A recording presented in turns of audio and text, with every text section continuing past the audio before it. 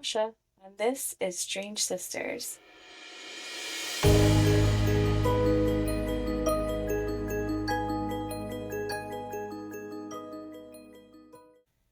You probably noticed that Cassandra is not here. Even if you're on audio, you didn't hear her chime in. She had to have emergency dental surgery, so if you've ever had that before, you know that it is very painful. And so she is just resting this week, and so hopefully we'll be back next week with her episode on European cryptids. So definitely looking forward to that. But in the meantime, I had a kind of crazy experience over the weekend, so I figured I'll just jump on, do a quick solo episode, and that way we don't take up too much time in another episode where it has nothing to do with what we're talking about. So, over the weekend, I was in Vegas, which summer in Vegas is terrible. I would not recommend it at all. But we were there for an event thing for my husband, so I wanted to make the most of it, and so I decided to go check out Zak Bagans Haunted Museum. I think we've mentioned a few times that we've watched Ghost Adventures like since the very beginning, so we're very familiar with Zak Bagans, and I didn't really look that much into the museum. I just figured it was like kind of cool stuff that he collected along the way. I knew he had the Dybbuk Box, I knew he had some other stuff, but I wasn't expecting everything that he has that I saw when I was there.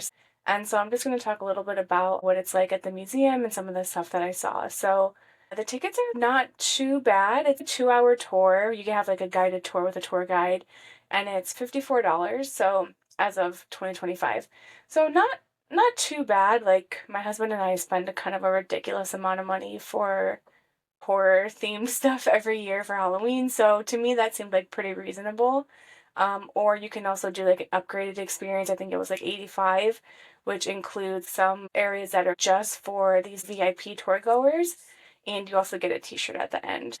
It was pretty cool. I'm actually glad that I didn't upgrade because the spaces that they were allowed to go into that we weren't, like I wouldn't have gone in them anyways. So for me, there's the regular tour worked out perfectly, but there were quite a few people in my group that got the VIP and they seemed to be having a good time. So it might be worth it. So they do have you sign a waiver. At first, I didn't really think anything of it. Zak Bagans is obviously has some fame and he's on a TV show, and so I kind of just figured, he wants to protect himself because he doesn't want people suing him left and right. But as I was going through the tour, I realized that it was kind of more than that. And some of these things that tour goers have access to are pretty messed up and very deeply haunted. So, kind of just added another layer to that waiver that I signed that I kind of just breezed through because I didn't really think too much of it. But basically, you just can't sue him for any terrible things that might happen to you after you visit his haunted museum. So when you go in, I'll just kind of give like a brief overview and then maybe some of the highlights for me. So when you go in, like everyone's super nice. You enter in this little room where it's kind of like a waiting room, and I think the tours leave every 10 to 15 minutes. So you just buy like a ticket for a time slot. And my group was a group of 12, so it was very small. We got to interact a lot with the host or the tour guide, which was cool. And the room that you wait in, it reminded me of like a horror nights kind of room that's got like old books and spooky signs and stuff like that. So I thought it was going to just be kind of like this tame experience. I wasn't really expecting anything too crazy. And that is the only room that you're allowed to take pictures in. So I did not take a picture because the room was filled with people, so I would have been a picture of a bunch of random people. But once you leave, or before you leave that room, you have to turn off your phone. So you can't even just put it on silent, you have to turn it completely off. They say it's because they don't want it to mess with any EMF readers because they've got EMF readers going all the time in all these different rooms. I assume it's kind of also to not give away like the whole tour. Like, a lot of YouTubers and people, podcasters, will go through and like record the whole thing. And I think it kind of loses some of its mystique if you can just watch the whole thing online. So yeah, so once you do that, they take you around to the main entrance.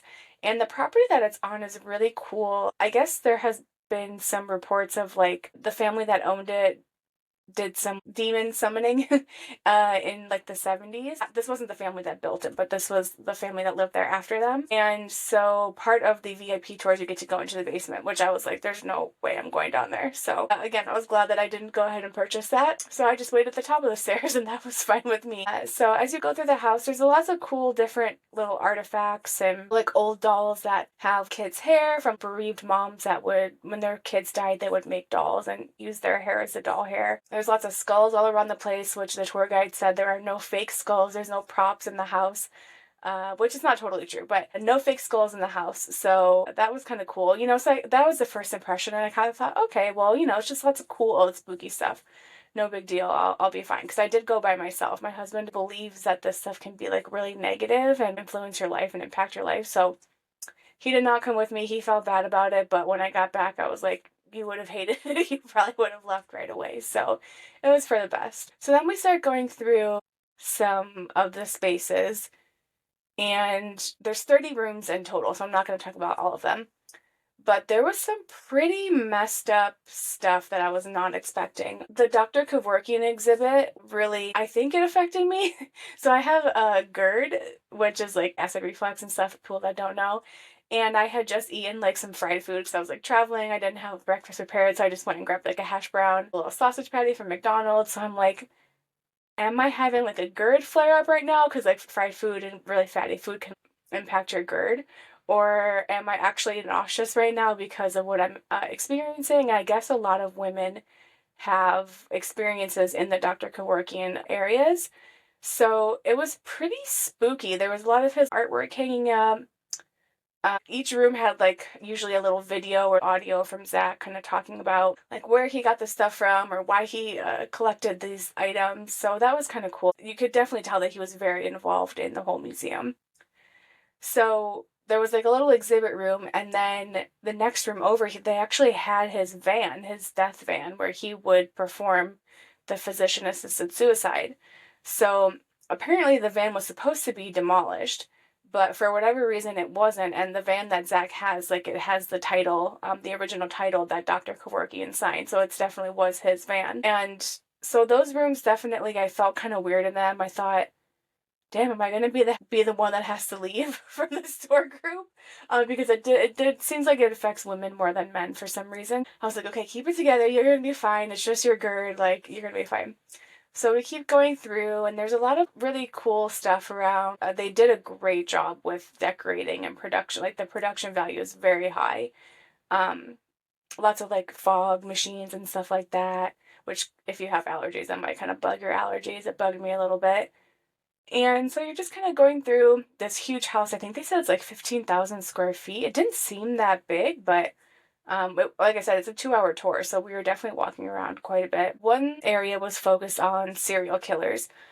And what was pretty crazy is that they had the gown that Charles Manson died in, was like a hospital gown, and that he was in like laying in the body bag in. So that was kind of crazy. I don't know how he got all of this stuff. A lot of people, it was like family members would reach out, or like the grandparents acquired it, and then the grandkids, they didn't want to hang on to it, and they would reach out to Zak. So he had a lot of crazy stuff that I was not expecting. So I definitely was feeling some type of way in those rooms. The coolest room, I thought, and not in a disrespectful way, just in like the way that they decorated it, was the Ed Gein room. So it was actually designed by someone who works on American Horror Story. I love American Horror Story, so you could definitely get that vibe. It was very like old barn, rustic. So it really totally fit with Ed Gein and his atrocities. And what was really unexpected and kind of shocking was that Zak acquired the large cast iron cauldron that Ed Gein would hang the bodies over to drain them. Apparently, after Ed Gein got caught, the police or the town or something had some kind of auction at his house. I'm not really sure why, but this woman decided that she wanted the cast iron cauldron, and she planted flowers in it as like a remembrance for the victims. But I believe she passed on, and the grandson, her grandson, was like, I don't want this. So he reached out to Zak, and Zak took it. And he also had the shovel that Ed used to dig up the bodies.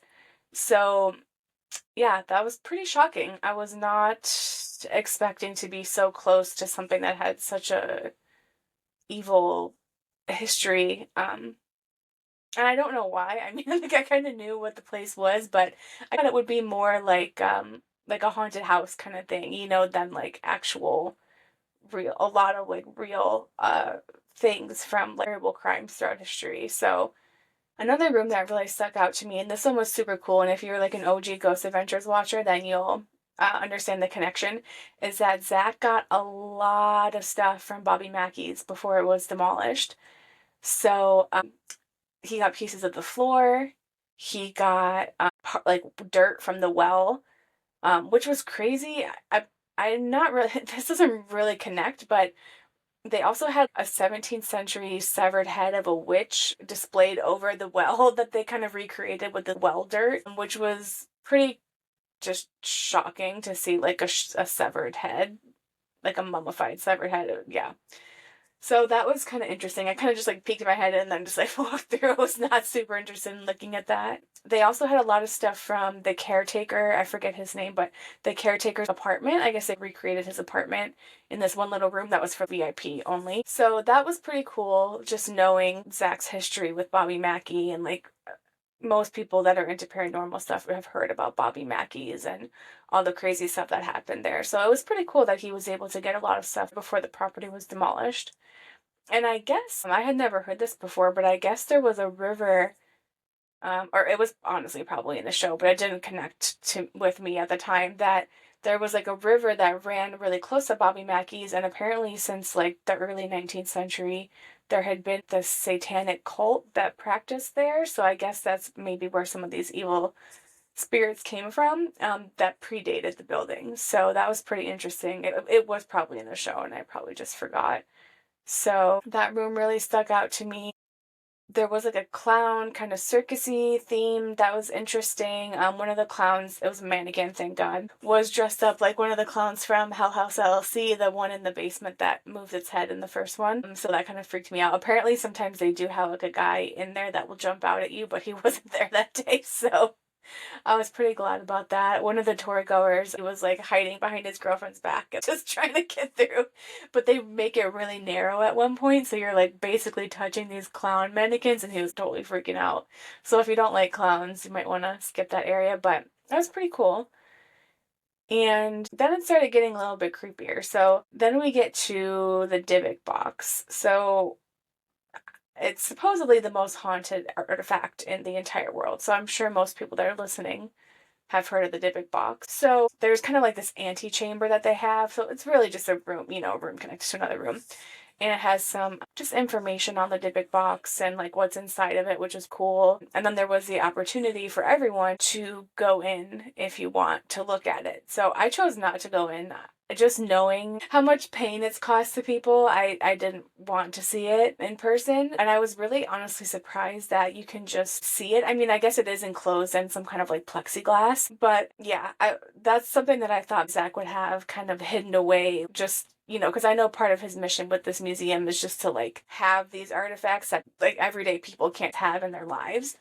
So I was surprised that something like that would be on display. And apparently Zak is friends with Post Malone, and I guess they were kind of just like messing around in the museum one night, and they decided to take the plexiglass off the Dybbuk box, and they put the ashes of a woman who was possessed by a demon when she died on top of the Dybbuk box. And Zak was immediately like feeling off and feeling weird, and Post Malone kind of had to like pull him outside. They went out to the car outside of the museum, and they were just sitting there for a while, and he was pretty messed up. And then after that, Post Malone had one of his planes had like a malfunction. He got in a car accident and he got robbed. So whatever they did, it caused some bad juju for them. So that's just one of the many reasons that I did not want to see the Dybbuk Box. So they just went in and out. I just waited. I was the only one that didn't go see it, but I think that was a good choice on my part. And then we saw Peggy the doll shortly after. Peggy is supposedly a very possessed doll, and apparently her power comes from like looking at her in the eye. So I was like, I'm not gonna look at her in the eye. So I was kind of like looking around the room, and there were like quite a few people that did not want to interact with her at all. But you're supposed to just say like, "Hi, Peggy, bye, Peggy." Be respectful of her. And the VIPs were allowed to like go in front of this little banister and like ask her questions. And they have a box going so you can try to get an answer from her. It seemed like she was answering a couple times, so that was kind of cool. I only caught a glimpse of her like by mistake when someone moved, and I was like, oh my god.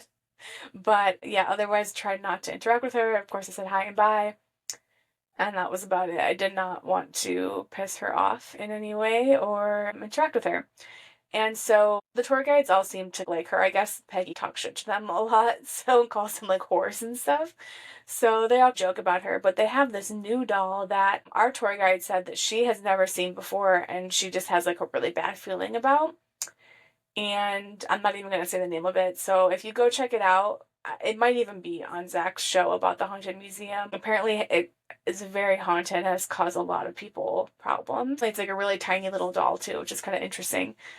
So they had that in another separate room, and me and a couple of the other tour goers decided not to go in there. So just waited out in the hallway for the next room. Another one that really stood out was they took the staircase from the Demon House. This house was portrayed in a movie that came out not too long ago with Glenn Close. That was pretty good, and it's also been featured on Zak's shows quite a bit. And he actually purchased the house after he investigated it and kept investigating it for a couple years, and then eventually it was demolished. But he did take the staircase and I think some dirt from under the stairs where all these like artifacts were buried. So that was cool. He had that and kind of like a little viewing chamber. It was just a window that was like this big where you could see into it and you could see the stairway. So we got to see that. And there was also some artwork from an artist that I guess says the paintings and the sculptures are like channeled or have like some kind of demonic presence or spirit presence in them. The art was pretty cool itself, not really my style, but kind of an interesting backstory. Then at the end, they have this big crystal amethyst throne with the big amethyst wings. If you're into crystals, you've definitely seen one of these before. A crystal trade show for tens of thousands of dollars. And so you sit there before you leave and just kind of like cleanse yourself. So I sat there for a couple seconds. And I actually did feel like a weight lifted off, maybe just because it was over and I wouldn't have to like be worried anymore, but it definitely felt very heavy in there. So then they have a little gift shop where you can get sage and crystals and, Palo Santo and little memorabilia from there. And they also have postcards that have pictures of the different rooms. So it was a pretty cool tour. I was the only one that was by myself. So I don't know if I was also feeling a little vulnerable just because like I didn't know anyone else on the tour. Oh, I forgot to mention also, I think my favorite thing that they had was Bela Lugosi's scrying mirror, and they have it on a landing of a staircase. So the tour guide said that it gives her really bad vertigo when she would look into it. Apparently, Bela Lugosi was like a big occultist, so that was pretty cool that they were able to get their hands on that. And that's pretty much the whole tour. I don't want to give too many details in case someone goes. I went during the day. I went in like the first one of the day, which is 10 o'clock, and that seemed like a good time to go because then you don't have to wait outside. Like I said, it's very hot in Vegas. They do have a lot of like stores and stuff to keep people cool while they're waiting, but it didn't seem like it was very busy at the first tour option, so that worked out well for me. And they also have late night tours, so if you prefer to do it at night, I think that probably just adds a whole nother level to it because you can't go outside and it's like daylight and there's just kind of that shift. So yeah, I'm not sure that I would do it again. Apparently they get, new stuff all the time. People are always reaching out to him with new stuff. So I assume they also rotate things on display. Like I said, it's a pretty big house, but of course, it's limited in what they can display. Yeah, overall, it was not what I was expecting. It was a lot creepier and heavier than I thought it would be. Um, that's probably my own fault because I didn't really look into it at all. I had just kind of heard about it from his TV show, and I've seen a couple episodes, the one with the Dybbuk Box, so I knew that he had it, but I wasn't expecting so much interaction with such haunted things. So it was creepy. It was cool. I mean, there was like a younger kid on the tour, so I think it depends how seriously you take these things too. If you kind of just like horror and ghosts and stuff like that, you don't take it too seriously. It's probably more fun, but as someone who believes in it on a deeper level, it was pretty scary, pretty heavy. But yeah, I'm glad I went. I'm not sure I would do anything like that again. I'm sure there are other haunted museums, but I'm not sure I would go to one. Even like I have been to the Museum of Death before, I think I mentioned earlier, and even that felt different than this. It just had like another layer to it that was, I think, because of the property and because the property itself has some history of like summoning the devil, summoning demons. So yeah, but I mean, there are people that work there every day that are fine. So I think you're okay as long as you're respectful and they tell you like don't touch anything, don't sit on anything. So I think as long as you follow the rules, you're probably okay. But they were showing videos throughout of people that had been in certain rooms and, you know, fainted or had weird things happen to them. I think if you don't take it, I think if you're mocking them, then it might go bad for you. So just be respectful and be cautious. Maybe wear some crystals or like your cross or something like that, depending on what you believe in. And just expect that you're going to be there for a while. Like I said, it's about 2 hours and a lot of walking, some stairs. But I guess you're allowed to leave and come back if you want. Like if you're not feeling good, you need to get some air, you can leave and then come back. So they're very accommodating there. Everyone was super nice. And it was an overall good experience. So that's all I'm going to say about that. So I think, as I mentioned earlier, we're going to do an episode on European cryptids next. Hopefully once Cassandra's feeling better. And then we're going to do something a little different. So I think we'll probably announce that in the next one. But just doing all the true crime is really heavy. Like researching these cases is really heavy, especially because we are focusing on unsolved cases. It doesn't have that, not happy ending, but like resolution, you know? So it's definitely taking a toll. So I want to just shake things up a little bit and kind of add a little bit of levity to all of the dark, spooky stuff that we talk about. So yeah, we'll have more on that next week. And thanks for tuning in to this solo episode of mine. It's very weird to just be doing this by myself. So hopefully I didn't ramble too much. I probably could have gone on and on about a bunch of different things, but I didn't want to make it too long. So yeah, well, I'll see you in the next one. Stay strange.